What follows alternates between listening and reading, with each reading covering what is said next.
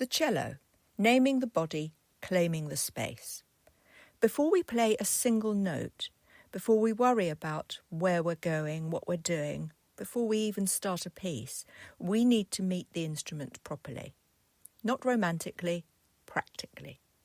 Because knowing the names of things matters, not so that you memorise them, but so that when I say them, you know where we are. Think of this as a learning map, not a route. The body of the cello. Let's start at the very top. At the very top of the cello is the scroll. It's decorative, yes, but it also tells you which way the instrument is facing. Below the scroll are the pegs, one for each string. They are used for tuning, slowly, carefully, and they sit in the pegbox. From there, the instrument narrows into the neck, which leads into the fingerboard. The fingerboard is smooth and unfretted. There are no markings to tell you where notes should be. This is an instrument that trains listening, not guessing. At the end of the fingerboard is the nut, a small but crucial point where the strings begin their vibrating length. Now the cello opens out into its main body. The front is called the top plate or soundboard. Cut into it are 2 F-holes. These are not decoration. They are how the instrument breathes. Running down the centre is the bridge. The bridge is not glued down. It stands under tension, held in place by balance alone. It transfers the vibration of the strings into the body of the cello. At the bottom, the strings pass over the tailpiece, anchored by the tail gut, and finally disappear into the end pin, which extends down to the floor and connects the cello to gravity. Inside the cello, unseen but essential, are the bass bar and the sound post, which support, distribute and shape the sound.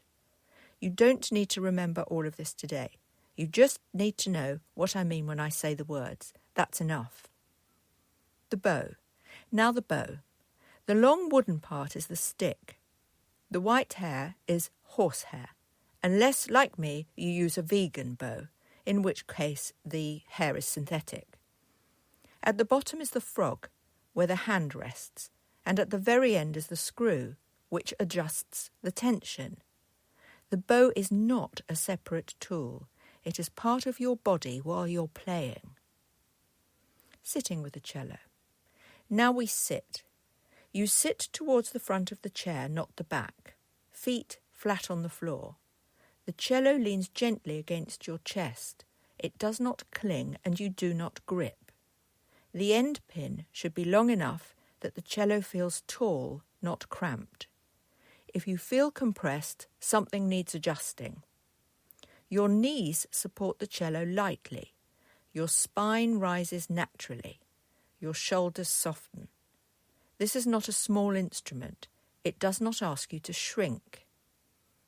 Taking up space, the orb. This is where something important happens.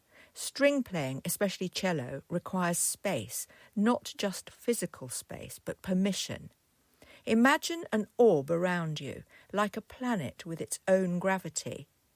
Your feet are part of this orb. So is your pelvis, your spine, your shoulders, your head. Your elbows move within this space. Your hands, your bow arm, the arc of the bow itself. Nothing should feel trapped. Nothing should feel apologetic. The cello needs room to vibrate. You need room to move.